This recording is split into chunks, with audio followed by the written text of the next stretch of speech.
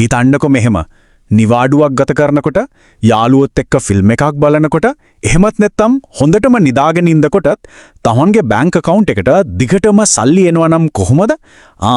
මේක හීනයක් නෙවෙයි. මේක තමයි ලෝකයේ ධනවත් මිනිස්සුන්ගේ ලොකුම රහසක්. ඒකට කියන නම තමයි passive income නැත්නම් නිෂ්ක්‍රීය ආදායම. ඉතින් ඇත්තටම නිදාගෙන ඉන්න ගමම් සල්ලි උපයන්න පුළුවන්ද? අන්න ඒක තමයි අපි අද කතා කරන්න යන මාතෘකාව. අපි බලමු මාසෙ පඩියට විතරක්ම සීමා නොවි තවත් ආදායම් මාර්ග හදාගන්න පුළුවන් ක්‍රම මොනවද කියලා. එහෙනම් හරියටම මොකද්ද මේ passive income කියන්නේ? හරිම සරලයි. මේකෙදි වෙන්නේ කෙනෙක් තමන්ගේ කාලය කෙලින්ම සල්ලි වලට මාරු කරන එක නෙවෙයි. ඒ වෙනුවට නිර්මාණය කරපු වත්කමක්, ඒ කියන්නේ asset එකක් තමන් වෙනුවෙන් වැඩ කරලා ආදායම් උපයලා දෙන එක. මේක තීරුම් ගන්න හොඳම විදිහ තමයි ගහක් හිටවන එකට සමාන කරන එක. මුලින්ම බීජයක් හිටවලා වතුර දාලා පොහොර දාලා ඒක බලා ගන්න ලොකු මහන්සියක් දරන්න ඕන.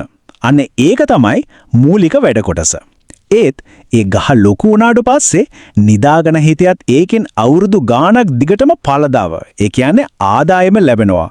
passive income කියන්නේත් අන්න ඒ වගේ දෙයක්. හොඳයි. දැන් අපි බලමු විශේෂයෙන්ම ලංකාවේ අපිට පටන් ගන්න පුළුවන් හොඳම passive income ක්‍රම මොනවාද කියලා. මේවා අපේ රටේ තත්වයට ගැලපෙන ඇත්තටම ක්‍රියාත්මක කරන්න පුළුවන් උපාය මාර්ග කිහිපයක්. හරි. එහෙනම් බලමු මොනවද මේ ප්‍රධාන ක්‍රම පහ කියලා. අපේ පළවෙනි ක්‍රමය තමයි කොටස් වෙළඳපොළ ආයෝජනය. සරලවම කිව්වොත් සාර්ථකව දුවන සමාගම් ලබන ලාභයේ හවුල්කරුවෙක් වෙන එක. හරි. මේක වෙන්නේ මෙහෙමයි. හොඳට ලාභ ලබන සමාගම් වල කොටස් මිලදී ගත්තාම ඒ සමාගම් එයාලගේ ලාභයෙන් කොටසක් ඩිවිඩන්ඩ් විදිහට, ඒ කියන්නේ ලාභාංශ විදිහට කොටස් හිමියන්ට ගෙවනවා. ඒ කියන්නේ ඒ කොටස් ටික අයිති කරගෙන ඉන්න එකම ආදායමක් උත්පාදනය වෙනවා. මේක තමයි නිෂ්ක්‍රීය ආදායමට තියෙන හොඳම උදාහරණයක්. දෙවෙනි ක්‍රමය නම් ගොඩක් දෙනෙක් අහලා තියෙන පාවිච්චි කරන දෙයක්. ඒ තමයි ස්ථාවර ටෙම්පතු නැත්නම් ෆික්ස් ඩිපොසිට්ස් සහ ඒකක භාර. ඒ කියන්නේ යුනිට් ට්‍රස්ට්. ඇත්තම මේක තමයි තියෙන්නේ ලේසිම සහ සරලම ක්‍රමයක්. FD එකක හරි යුනිට් ට්‍රස්ට් එකක හරි මුදල් ආයෝජනය කළාම ඒකෙන් ලැබෙන පොලිය හෝ ප්‍රතිලාභය කියන්නේ සම්පූර්ණයෙන්ම නිෂ්ක්‍රීය ආදායමක්. මෙතනදි වෙන්නේ Tamanගේ සල්ලි Taman වෙනුවෙන් වැඩ කරන එක. හරි. දැන් අපි යමු වෙමු තුන්වෙනි ක්‍රමයට. ඒ තමයි නිශ්චල දීපල හරහා ආදායමක් උපයන එක. කෙනෙක්ට අමතර ගෙයක්, කාමරයක්, එහෙමත් නැත්නම් ඉඩමක් තියෙනවා නම් ඒක කුලියට දීමෙන් මාසිකව ස්ථාවර ආදායමක් ලබන්න පුළුවන්. ඇත්ත. මුලදී ගෙයක් හදන්න හරි ගන්න හරි ලොකු මුදලක් ආයෝජනය කරන්න වෙනවා. ඒත් ඒ මූලික වියදම පියුණාට පස්සේ ඒකෙන් දිගු කාලීනවම ආදායමක් ලබනවා. දැන් අපි බලමු ටිකක් වෙනස් අද කාලයට ගොඩක්ම ගැළපෙන ක්‍රමයක් ගැන. හතරවෙනි ක්‍රමය තමයි ඩිජිටල් නිෂ්පාදන නිර්මාණය. මේක අද කාලේ ගොඩක්ම ජනප්‍රියයි. හිතන්නකෝ යම් විෂයක් ගැන දක්ෂ කෙනෙක් ඒ ගැන පොඩි ඊබුක් එකක් ලියලා ඔන්ලයින් විකුණන්න දැම්මොත් ඒ ඊබුක් එක හදන්නේ එකම එක පාරයි. ඒත් ඒක අවුරුදු ගාණක් විකිනෙද්දී දිගටම ආදායමක් එනවා. ඔන්ලයින් කෝසස්, ටෙම්ප්ලේට්ස් වගේ දේවලුත් මේ වගේ තමයි. එකවරක් දරන මහන්සියෙන් දිගු කාලයක් පුරා ආදායම් ලබනවා. දැන් මේ සංසන්දනයේ දිහා බලන්න. මේක ඇත්තටම වැදගත්. ස්ථාවර තැම්පතුවක් වගේ දෙයකට මූලිකවම ඕන වෙන්නේ මුදල්. ඒත් ඩිජිටල් නිෂ්පාදනයකට මූලිකවම ඕන වෙන්නේ කාලය සහ කුසලතා. එකක අවදානම අඩුයි, අනිකේ වැඩි. හැබැයි ඩිජිටල් නිෂ්පාදනයකින් උපයන්න පුළුවන් ආදායමට සීමාවක් නැති තරම්.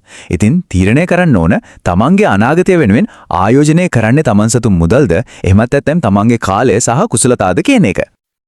අපේ ලයිස්තුවේ පස්වෙනි ඒ වගේම අවසාන ක්‍රමය තමයි අන්තර්ගත නිර්මාණය. හරියටම කිව්වොත් YouTube channel එකක් හෝ blog එකක් පවත්වාගෙන යන එක. මේකෙදි වෙන්නේ Tamanට තියෙන දැනුම අනිත් අයත් එක්ක බෙදා ගන්න එක. මුලදී ලොකු කට්ටක් කාලා වීඩියෝ හදලා ප්‍රේක්ෂකයන් පිරිසක් හදාගන්න වෙනවා.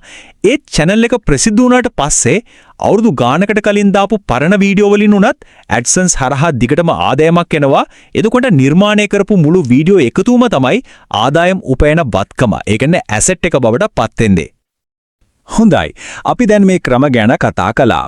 ඒත් මේ ගමනේ යථාර්ථය ගැනත් අපි තේරුම් ගන්න එක ගොඩක් වැදගත්. එහෙනම් අපි කතා කරපු passive income හදන ක්‍රම පහ තමයි මේ. කොටස් වලින් ලාභාංශ ගන්න එක. FD සහ යුනිට් ට්‍රස්ට්. නිශ්චල දේපොළ වලින් කුලි ආදායම. ඩිජිටල් නිෂ්පාදන හදන එක සහ YouTube හෝ බ්ලොග් එකක් පටන් ගන්න එක. මේක තමයි හැමෝම මතක තියාගන්න ඕන වැදගත්ම දේ. පැසිව් ඉන්කම් කියන්නේ කිසිසේත්ම get rich quick ක්‍රමයක්. ඒ කියන්නේ එක රැයකකින් පොහොසත් වෙන මැජික් එකක් නෙවෙයි.